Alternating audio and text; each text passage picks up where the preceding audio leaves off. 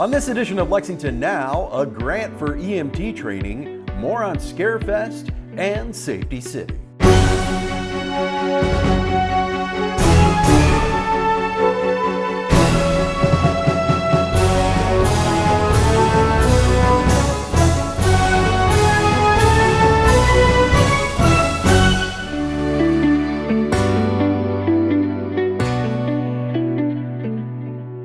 I'm Neil Noah. Welcome to Lexington Now for the week of September 18th, 2023. Lexington's fire department has gotten a big boost in the way of a grant to help with the training of EMTs. The announcement was made at the Fire Training Center. Like many communities, the post-pandemic years have seen an uptick in call volume here in Lexington. Last year alone, we responded to over 66,000 emergency calls, with at least 3/4 of those being medically related. In order to adequately respond to those calls, it is critical that we have the absolute best trained and best prepared paramedics here at the Lexington Fire Department. This grant will allow us to not only continue, but to increase the capacity of our paramedic class, putting more highly trained providers on the front lines ready to answer the call. The Lexington Fire Department, with the support of our LFUCG leaders, will continue to seek new and innovative ways to meet the growing needs of our community. As Chief Wells said, today we're talking about something very important in our city. And really it all boils down to good, strong public safety. We know that's the foundation of a great community, is good, strong public safety. So today's announcement will make our city safer. Our fire department has won an Assistance to Firefighters grant that will pay for training and certification of 27 new EMT paramedics, and you're looking at them right now. This is a huge step forward for us. We have the best fire department in Kentucky and in the region, and this grant will help them be even better. All Lexington firefighters are certified as EMT Basic, which is the norm among professional firefighting departments. However, and this is something which is I didn't know before today, this is wonderful, half of Lexington's firefighters are certified paramedics, which is highly unusual, especially in Kentucky. And over half of all the state's registered paramedics work in the Lexington Fire Department. Think about that. Over half of Kentucky's registered paramedics. And you've helped train them, Dr. Patty Howard. As a registered nurse, this gives me a lot of confidence in our ability to help our residents in emergency situations. Just yesterday, the 22nd anniversary of the 9/11 tragedy, we were all reminded again of the importance of our first responders. People who routinely put their lives on the line and run toward the danger while the rest of us are running away. As mayor, one of my responsibilities is to ensure that our firefighters are well trained and well equipped. Today's announcement is about an important investment in their training and in Lexington's community safety. So congratulations and thank you so much. We're really excited about this class. Thank you. Scarefest is one of the country's most popular conventions, and it will be back soon. And if you've never been to a convention, here's a primer for the uninitiated. So my name is Brandon Griffith. I'm the co-owner of Scarefest Weekend here in Lexington. And I'm Nicole Griffith. I am the co-owner of Scarefest and Brandon's wife. Scarefest started in 2008, and this is our 15th show. So Scarefest Weekend is one of the nation's, if not the nation's largest horror and paranormal themed fan convention. So our tagline is kind of the sinister side of Comic-Con, but don't let that scare you. It's just kind of a play on words. But we're like a huge Comic-Con that is only geared towards horror movies, paranormal, TV shows, paranormal investigations, Halloween. So it's basically 100,000 square foot packed with 70 plus celebrities, hundreds of vendors, and just activities for folks that love that kind of stuff all weekend long. If you've never been to a fan convention, my suggestion is to most of the celebs, like, they will take autographs, cash at their table. Most of them will do cash only, and we don't set those prices, they set them, and then we try to get that information out to folks. So, you have the option of walking up to whoever you want to meet, have your interaction with them, get a signed autograph, either their picture or something that you want to bring in. And a lot of them will take selfies at the table, and they include that in the price. What we also offer, though, is through a third party celebrity photo ops, which is the absolute best in the business, because you do not want to risk anybody getting a bad photograph. And so these guys do an excellent job, and so you can buy those online. You can refund if a guest cancels. You can exchange it, and like if we add somebody to Terrifier, you can add that on. You can switch them around. You can buy them the day of the show. There'll be a section signed off for that in the back. You won't be able to miss it because it'll be very busy. The thing that people probably also need to know about it, like if you do a professional photo op, you're going to get a time and all that stuff. That will be put out at the show, like the day before the show or a few days before the show. But right now, you pick a day and pick your photo op, and then those will be set. You know that you can go there at 2 o'clock when your photo is going to happen, and that you might have a line, but it's only the number of tickets they sold, so literally it's not going to be very long. Now, it's guaranteed you're going to get to stand next to them and take a picture, and you're going to get that picture. What's it's not is a meet and greet. So that is not the time to be like asking them questions or do anything like that. It's really just kind of in and out.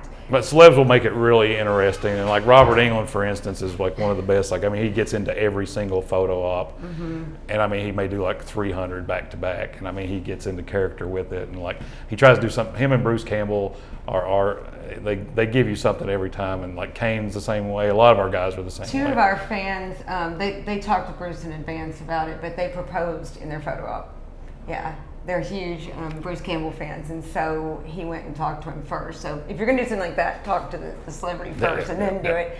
But you can take that back and get autographed, or you can just leave it as is. The table ones, you don't know if your phone's going to mess up, stuff like that. You might lose that moment. But you do get to have a conversation. I like to buy items for that franchise beforehand, and like I have a Jack Osbourne bobblehead that I would like to get signed. Movie posters, things like that. One tip about getting things signed: if you have something precious like a movie poster, beforehand, put a Post-it on it with an arrow as to where you want it signed and things like that. If you want it specifically signed a certain way, write down if there's something specific you want said on it ahead of time. Sometimes it's hard to hear, or it's loud, you don't want your name misspelled, that kind of thing. So that really helps it out, and then you can spend your time having an actual like question and answer to things like that, rather than just talking about where to sign here, here, and here. And people also have questions about, if I buy the $30 ticket for one day instead of the weekend or the VIP, do I still get to meet the celebrities? Yes, anybody that's at the con can stand in line and meet all of the guests. Some years we have a guest that is really high demand. Last year, people camped out overnight for Robert England, which has never happened before. I was like, oh my gosh, you're going to sleep here? And they're like, yeah, we're going to be the first ones in the door. I mean, my advice is for folks to get there early. Get in line. We try to move people through as fast as we can, but get there early. Make sure you get in line for the celebrities you want, and then make sure you hit the vendor floor, because we've got a lot of really, really cool vendors, and those guys are amazing. So you'll see some stuff there that you're not going to see anywhere else ever. It's on the lines too, when they do get extremely long, usually we'll put something in place to let people kind of, we've got things that can help with that. So the center recently, Central Bank Center and Rupp Arena, went to no cash. So everything has to be on a card that has to do with the center. So food, parking, and we can talk about parking more too, but parking at the center, you pay with card. Food, vending machines, things like that, that's all going to be card. The food court that they run, you'll have a lot of choices to pick from there, but yeah, that's also card. And then I always suggest folks make sure, to bring cash with you on what you want to budget out. But if something happens, you get down there and you realize that we've just got so much amazing stuff and so many amazing people that you want to spend more money, then there are ATMs located throughout the building. A few of the celebrity guests will take a card, but the majority of them do cash sales, and sometimes the ATMs do run out of money. But they fill them up on site, so when they start getting low, so we'll have that covered. But yeah, so you'll have about 3 or 4 ATMs inside, and we'll have those marked and signed off. Scarefest weekend, it's the best thing you could possibly do with your family for the Halloween season, and you will create memories for a lifetime. And once people come to our show, it's kind of addictive. They come every year, so prepared to have a lot of fun and meet some great people. Safety City when we come back.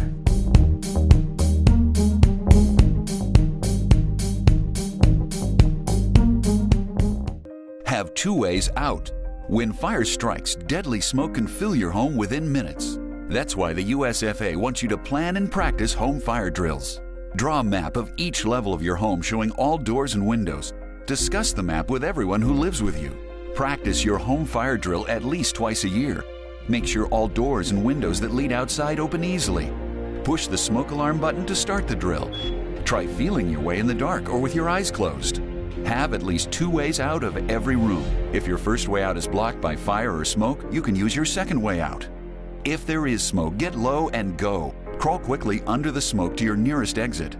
Close doors behind you and gather at a pre-planned outside meeting place where first responders can see you. Call 911. Remember, get out and stay out. Never go back inside for people, pets, or things.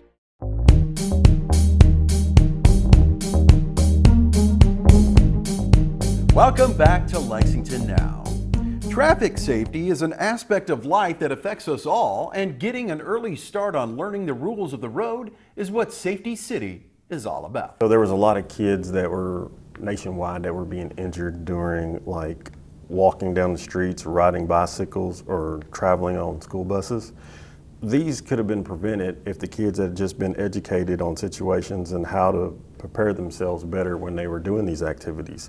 So the Bluegrass Junior Women's Club proposed a program to Mayor Scotty Basler at the time, 1987, to combat this problem and to educate the children in safety through positive means of explanations, demonstration, and practice. The Safety City Project was born and opened in May of 1990.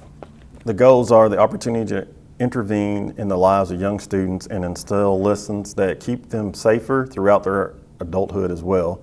And through educating students on the importance of pedestrian, traffic, bicycle, fire and gun, and personal safety. And it should travel with them throughout their adult life as well. And they should learn messages and prepare them for issues that they will face on a daily as they grow. So I teach the PowerPoint. It's about 45 minutes, and I really like it because I can interact with the kids. I get them going. They can yell the answers back at me. Let's see if you guys know what this means. No. That means to go. Stop. So we have a lot of fun with it, and then we get to play bingo. And so we also have a Eddie Eagle video that we play for the kids as well. And Eddie Eagle is basically a cartoon that they watch, and him and his friends come across a gun in a park, and then they sing a little song, and the kids get it. It's a little jingle. I'm not going to sing the song for you, but it's a little jingle, and the kids like it, and basically they learn how to don't touch the gun, go tell an adult, stay away from it. Then at the very end, we get to do a little dance with the officers. So we get up there and we do a dance, and we teach them from their left and their right. And then we get them prepared to go out and drive the cars. They'll go outside. We have 10 little Toyota cars that we have, and we'll line them up, and then the kids will get out there. We'll explain to them that they got to properly put their seatbelts on. We'll have them look inside the car, so they'll look inside the car, then they'll get in, they'll properly put their seatbelts on. We all check for safety, and then we turn the cars on, and then we tell them how to stay on the right side of the road, to stop at stop signs, to stop at stoplights, and to yield to pedestrians that are also out there, their classmates that are practicing the pedestrian part of it. Pedestrians learn how to cross in a crosswalk. They learn how to use the pedestrian box at a traffic light. And then we have bicycle safety as well, and the kids will go out. They'll learn how to get a bicycle that properly fits their body style, their height, and then they'll learn how to properly wear their bicycle helmet. And then they'll learn how to properly maneuver their bicycle along the road on the right side of the road and everything like they would if they were riding in their neighborhood with their friends or family. So right now we primarily are serving second and third graders, and these students are throughout Fayette County and surrounding counties. Go online to the Lexington Police Department webpage and go to Safety City, and then the request form is there. Fill it out, hit the submit button, and it'll come to me and we'll get you started. So I think that the impact that Safety City has is that we get to make a positive impact on the young kids. A lot of people, when they come across the police, we're coming to them when their whole life is like kind of in a crisis.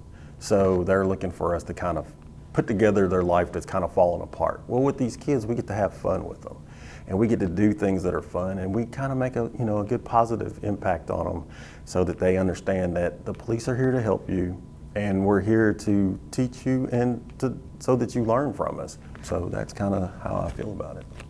The Charles Young Center is celebrating 10 years of its programming aimed toward our older citizens, and we caught up with a few of them recently to find out what keeps them coming back.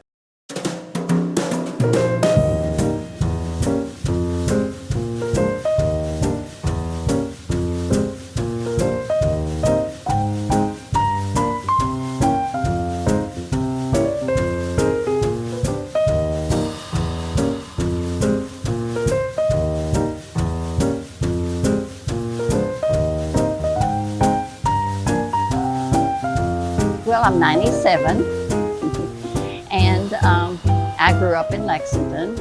I met my husband when I was 6, and he was flirting with the little girls in the backyard. He was on the other side of the fence watching us play dolls. And he said he fell in love with me then. And after World War II, we got married 6 months after he came home. I'm the baby of 6 children. And my husband and I had 3 children. And now I'm expecting my 5th great-grandchild in October. I'm a retired English professor at the community college. I'm a novelist and short story writer. I'm 77. I never was that active physically, I'm not a former athlete or anything like that. I had enough physical work when I was a young man because I had physical jobs. Like I was a mover, I can't believe it. But a long time being a professor, I didn't move much except running around the classroom. Well, I'm 74 years old, and I've been here for 10 years. So I guess Anne's such a good teacher, I can't think about going anywhere else. It helps me keep active. I am active in a lot of other things, and being able to stay active is what gives me the encouragement to participate in other things. Not only do we do her class, we play pickleball here now, and we have line dancing, which is fun, but when you're at my age and you're doing it to 5 and 6 songs at a time, it's exercise also. I've lived around Fayette County most all my life. I'm the youngest of 8 children, and I am 79 years old. And I have exercised been active most all my life by living in the country and having older brothers and sisters. Always tried to keep up with them. I like cardio because I have AFib, and that strengthens my heart. My heart is weak, and if I skip a week of exercising, I can tell a difference in the way my heart beats. So I like to have quality life. If I'm still here, I might as well be good. I guess swimming. It stretches me out, and I can do it. Yeah, I like swimming. I should do it more. I try to do it a couple times a week, but that doesn't always happen. This always happens. My favorite type of exercise are the routine things that she throws a quirk into. And one of the things that has helped me to do is transition that into my regular life. I like things that challenge my mind. Those kind of things transition into your regular life too, that everything isn't what it seems to be. I like the aerobics. You know, you just keep your heart rate going, and just the stretching and bending, and but here they teach you agility and balance and core and posture, so it's a lot that can be learned. Well, I guess I would share faith is very important, and health is very important, diet, exercise, and just loving people. I really urge people to come out and do it, you know. And it wouldn't hurt if there was another guy or two in class, you know. Being able to do certain things keeps you engaged in life around you. I just encourage anyone to get out and exercise. It just makes you feel so much better mentally and physically. Another busy week lies ahead at City Hall, and there's a lot of gavel-to-gavel coverage you can catch here and on our website. And remember, for the most accurate and up-to-date information on all city business, check out our website at lexingtonky.gov. Here's this week's meeting coverage.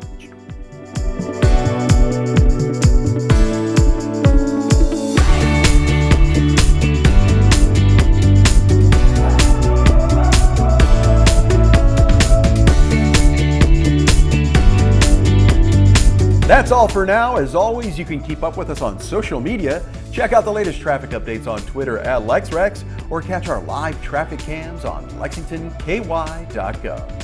For all of us at Lex TV, I'm Neil Noah, and that's it for now.